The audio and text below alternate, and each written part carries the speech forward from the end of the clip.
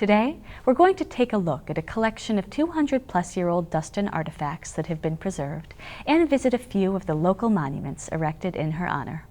But first, we need to answer one question. Who was Hannah Duston? Haverhill in the 1600s was a small, remote frontier village on the boundary of the English settlement, and as such, saw frequent warfare between the Native Americans and the European settlers. Hannah Emerson Duston, born here in 1657, had grown up with the struggle of living on the edge of the hostile wilderness. At the time of the attacks, Hannah's family was prospering. Her husband Thomas was a former constable and in March 1697 was in the process of building one of several garrison houses intended to protect Haverhill's villagers. The Abenakis, aware of the garrison construction, knew their window of opportunity was short. March 15th, 1697, they struck. That day became known as the Raid on Haverhill, where 27 colonists were killed and 13 taken captive, including Hannah, Mary Neff, and the infant Martha. The Dustons and their 9 children were living around this spot by the present-day Haverhill High School.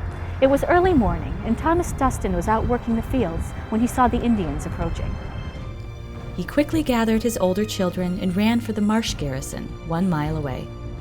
The recuperating Hannah, her nurse Mrs. Neff, and the baby were in the house. Swiftly, the Abenakis approached, wrestling them from the home and marching all of the captives north. Within hours, baby Martha had been taken from her nurse and bashed against a tree to silence her crying. The captives continued their journey, marching 12 to 14 miles a day until they reached a resting point, an island at the junction of the Merrimack and Contoocook rivers in present-day Concord, New Hampshire. According to legend, in the early morning hours of March 30th, 1697, Hannah, Mary Neff, and Samuel Leonardson took the initiative and made their daring escape. The 3 were being guarded by a family of 12 sleeping Abenakis that night. Within minutes, 10 of them lay dead, with only 1 squaw and a young boy being spared.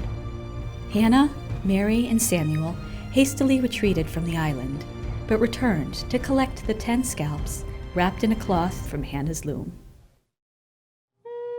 They traveled swiftly and carefully back down the river, watchful at all times, as being recaptured would mean certain death. Traveling by night, they stopped at the home of John Lovewell in Nashua before finally landing at Bradley Brook in West Haverhill.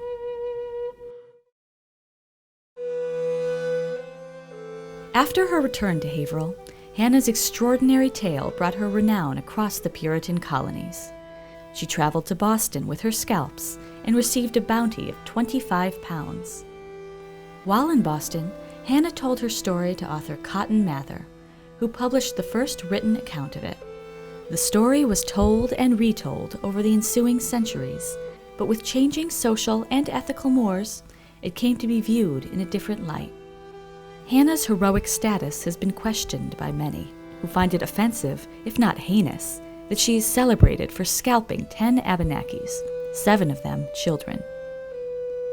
Whether you see her as a heroine or villainess, the debate only reinforces her status as one of New England's most famous colonial women.